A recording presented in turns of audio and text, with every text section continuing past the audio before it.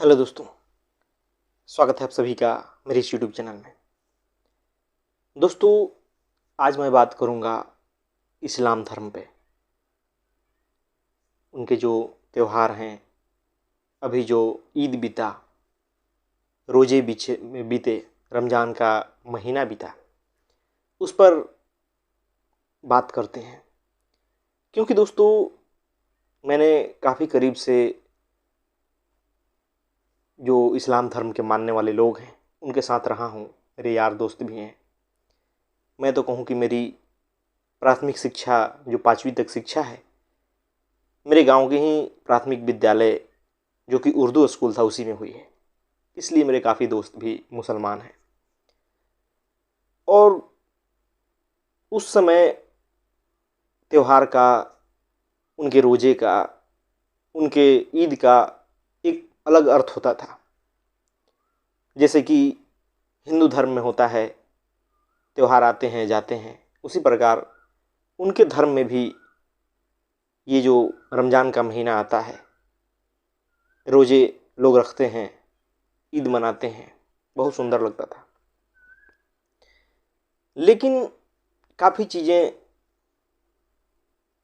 समय के साथ बदलता है। वैसे मेरे जीवन में बदला। धर्म के बारे में जो समझ आई, जो मैंने समझा, उस अनुसार काफ़ी चीज़ें हमारे जीवन से दूर हो गई।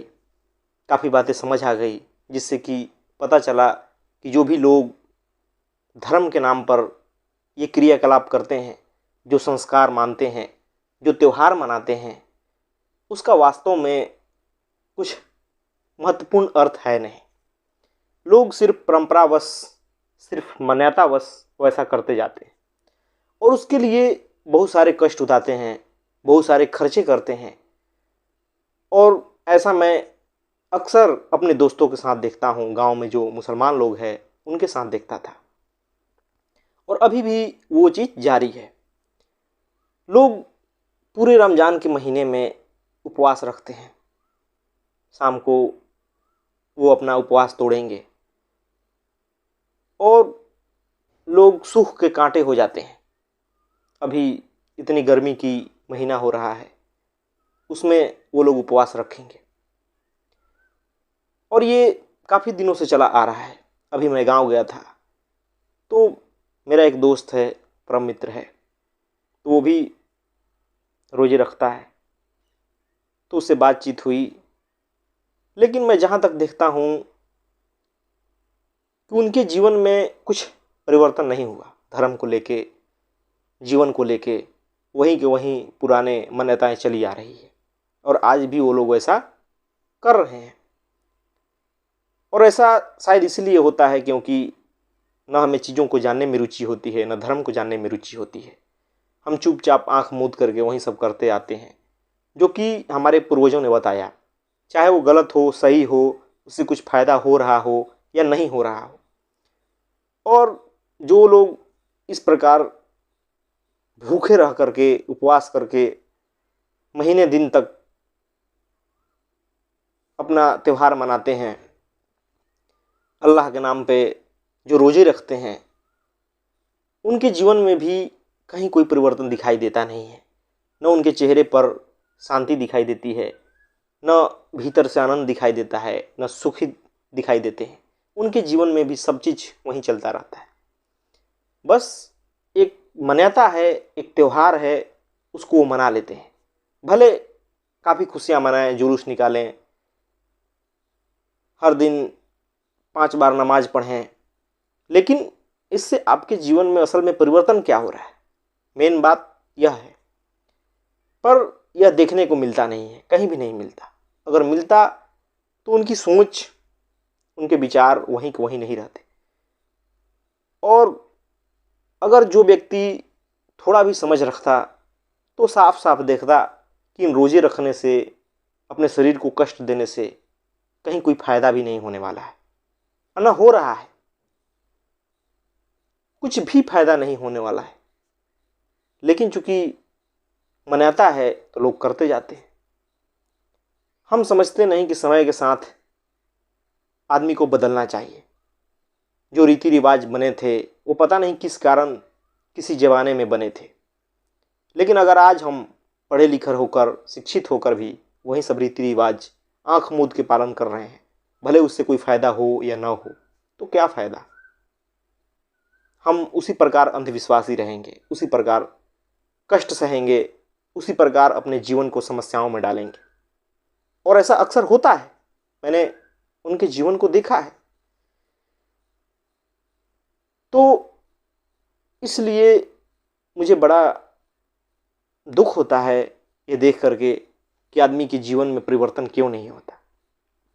और परिवर्तन नहीं होने का मुझे यही कारण समझ आता है कि लोग कुछ जानने को राजी नहीं है, कुछ समझने को राजी नहीं है। और ये इस्लाम ही क्यों, हिंदू धर्म का भी वही हाल है। वहाँ भी एक से एक मान्यता है, एक से एक कर्मकांड है, एक से एक पर्व त्यौहार है जिसका कि कोई अर्थ नहीं, बस लोग इसलिए माने चले जा रहे हैं क्योंकि ऐसा मान्यता है, ऐसे हमारे पूर्वजों ने बताया है। उसके पीछे हम जाकर देखें तो कोई वाजिब तर्क दिखाई नहीं देगा, ना कुछ उससे जीवन में परिवर्तन दिखाई देगा। लेकिन चूंकि वैसा बनाया गया है, ऐसा करते आए हैं, तो हम करते हैं। इससे क्या फ़र्क पड़ जाएगा, हमारे जीवन में रत्ती भर फर्क नहीं पड़ेगा। और ये देखिए, इस्लाम में ही देखिए किस प्रकार त्योहारों के नाम पे निर्जीव निर्दोष पशुओं की हत्या होती है। बकरीद त्यौहार है, उसमें देखिए कितना जानवरों का रक्त बहाया जाता है, क्रूरता से उसे मार दिया जाता है, बिना यह जाने कि इससे आखिर फायदा क्या हो रहा है। और प्रति साल, ये नहीं कि जीवन में एक बार कत्ल कर दिया गया, नहीं, प्रति साल बकरे काटे जा रहे हैं धर्म के नाम पे। बस एक मान्यता है कि ऐसा करने से कुछ मिलेगा, इस जीवन में मिलेगा कि अगले जन्म में मिलेगा पता नहीं, लेकिन आंख मूंद के लोग करते जा रहे हैं। ये बेवकूफ़ी नहीं तो और क्या है। मैं किसी धर्म की आलोचना नहीं कर रहा हूँ, लेकिन जो कमियां हैं, जो चीज़ें दिखाई देती है, उसी को मैं कह रहा हूँ। और इन सब चीज़ करने से जब हमारे जीवन में कोई फ़र्क नहीं पड़ रहा है, तो आखिर लोग कर ही क्यों रहे हैं। अगर सिर्फ डर से कर रहे हैं, लालच से कर रहे हैं, तब तो कोई बात ही नहीं है। आप पढ़ लिख जाते हैं, आप स्मार्टफोन चलाने लगते हैं, आप कंप्यूटर चलाते हैं, आप नए नए डिजाइन के कपड़े पहनते हैं, हर चीज़ करते हैं, लेकिन सोच वहीं की वहीं क्यों रखते हैं। धर्म तो होता है कि हमारे भीतर से बदलाव लाए, हमारे मन को बदल दे, हमारे चेतना को ऊंचा उठा दे, हमारे जीवन में प्रेम लाए, शांति लाए, करुणा लाए। लेकिन अक्सर उल्टा ही देखने को मिलता है, और क्रूरता देखने को मिलता है, और कट्टरता देखने को मिलता है, और बेहूदी हरकतें, अंधविश्वास देखने को मिलता है। तो ठहर के सोचना पड़ता है कि क्या जो मैं कर रहा हूँ, जो मान्यताएं मान रहा हूँ, जो त्यौहार मना रहा हूँ, उससे आखिर फ़ायदा क्या हो रहा है। और अक्सर हम अपने धर्म को लेके, हम अपने त्योहारों को लेके, हम अपने मान्यताओं को लेके बड़ा गौरवान्वित होते हैं। कहते हैं कि देखो हमारे धर्म में तो ऐसे ऐसे चीज़ें हैं। लेकिन कभी हम सोचते नहीं कि जो हम बखान कर रहे हैं, जिससे हम खुश हो रहे हैं, वो सिर्फ आपके संप्रदाय के, आपके धर्म के लोगों के बीच ही आपकी खुशियाँ दिखेगी। दूसरे लोग कुछ भी वैल्यू नहीं देते। दूसरे लोगों के पास अपनी मान्यताएं होती है, दूसरे लोग अपनी दुनिया में मस्त हैं, उनके पास अपने संस्कार हैं, त्यौहार हैं, गर्व करने के मुद्दे हैं, और सभी के सभी यही कर रहे हैं। तो फिर क्या फ़ायदा। कुछ ऐसा कीजिए जो सारे इंसानियत के लिए फ़ायदे का हो। और धर्म ऐसा चीज़ है, और वही धर्म सर्वश्रेष्ठ है जो सारी इंसानियत का भला करे। ये नहीं कि कुछ विशेष समुदाय के लिए भला करे। आप रोजे रखते हैं, मैं नहीं रखता, मेरे जीवन पे भी कोई फर्क नहीं पड़ा, आपके जीवन के में भी कोई फर्क नहीं पड़ा। तो सोचना चाहिए ठहर के कि फिर मैं रोजे रखें क्यों रहा हूं। मैं नहीं रख रहा हूं तो मेरा कोई नुकसान नहीं हुआ, या तमाम दूसरे धर्म के लोग नहीं रख रहे हैं, उनका कुछ नुकसान नहीं हुआ। फिर आप नहीं रखेंगे तो आपका कैसे नुकसान हो जाएगा। लेकिन चूंकि मान्यता है इसलिए आप अपने शरीर को कष्ट देते हैं। भले मन नहीं हो लेकिन आप रखते हैं। ये क्या समझदारी की बात है, विवेक की बात है? बिल्कुल नहीं। और ये हर धर्म के साथ है।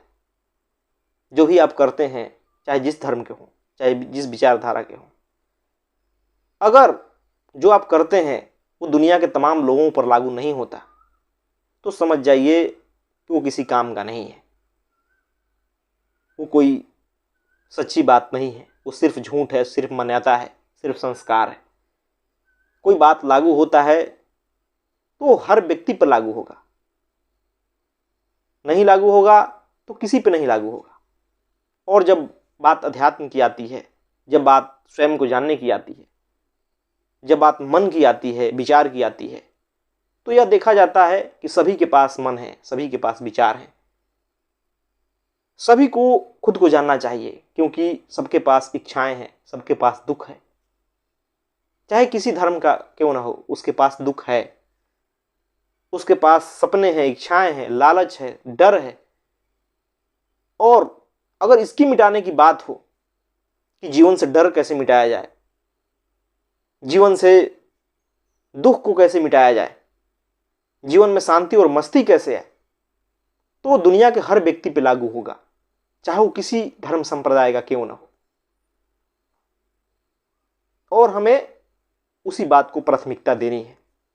फालतू के अगर आप चीजें पकड़ के रखे हैं तो सिर्फ उसमें आपका समय जाया हो रहा है और कुछ नहीं। आप खुद गड्ढे में हैं, दूसरों को भी गड्ढे में गिराएंगे, अपने बच्चों को गिराएंगे, अपने आने वाली पीढ़ी को गिराएंगे। तो इसलिए थोड़ा समझदार बनिए। आज युग तार्किक है।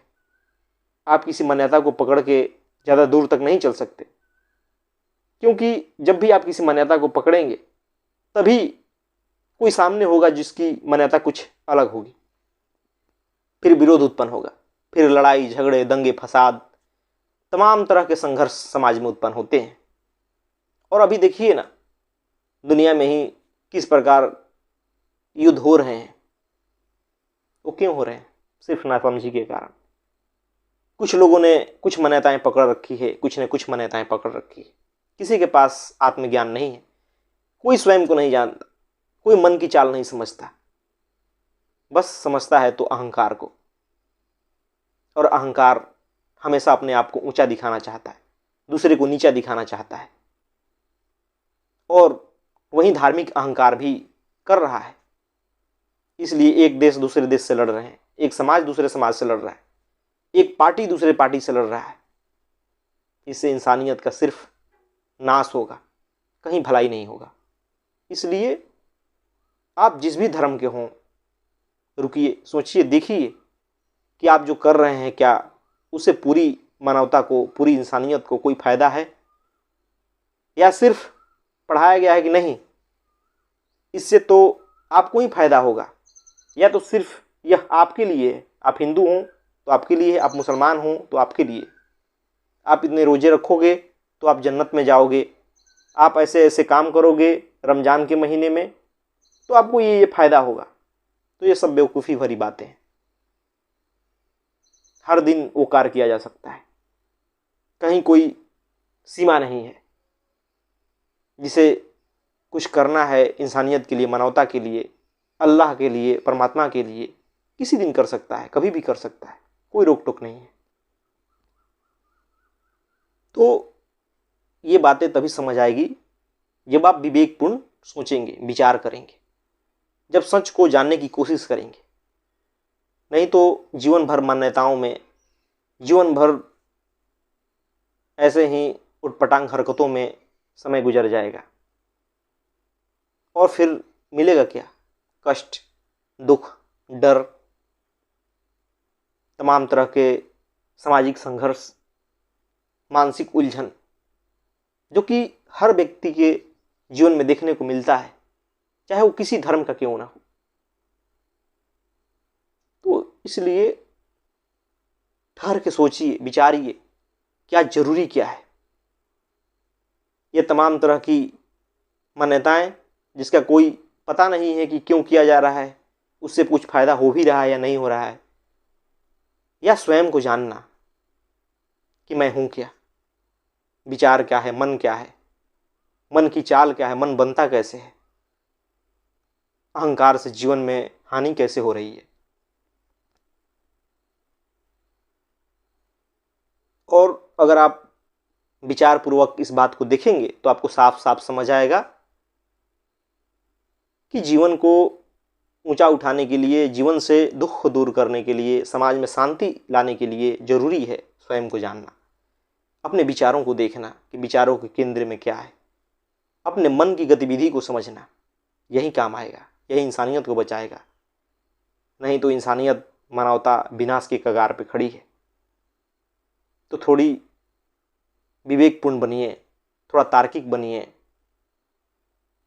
यही आपसे आग्रह है।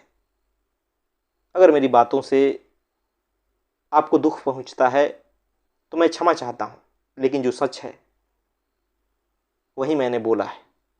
धन्यवाद दोस्तों।